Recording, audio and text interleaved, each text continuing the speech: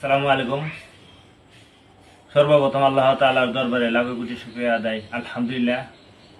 তো প্রত্যেকটা electrician, sanitary, plumber, মিস্ত্রি ভাইদেরকে উদ্দেশ্য করে আমি এই প্লাম্বিংয়ের ফিল্টার কীভাবে বানানো হয়, ট্যাঙ্কির ভিতরে ফিট করা হয়, সেটা আমি তৈরি করে আপনাদেরকে প্র্যাকটিক্যাল দেখাইতেছি। সর্বপ্রথমে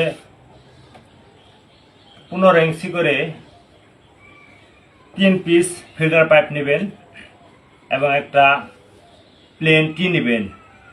প্লেন টির মধ্যে বাম সাইড এবং ডাইন সাইডে 15 ইঞ্চি করে ফিল্টার পাইপ ঢুকাইবেন। ঢুকানোর পরে আপনারা নেট করে দিবেন এবং সুতা দিয়ে আটকায় দিবেন। পরবর্তীতে এটা ট্যাঙ্কির ভিতরে ঢুকাবেন।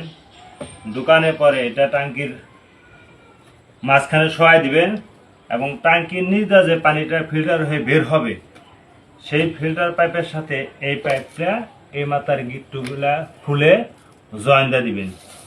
দেওয়ার পরে আপনার এটার উপরে একটা আবার এই যে নেট কাপড়, এই নেট কাপড়টা সুন্দর করে বিছাই দেবেন। এভাবে দেওয়ার পরে এখানে আপনারা কমপক্ষে 4 থেকে 5 ফিটের মতো খোয়া ডালবেন। খোয়া ডালার পরে আবার আরেকটা নেট কাপড় নেবেন। নেট কাপড় নেওয়ার পরে এটার উপর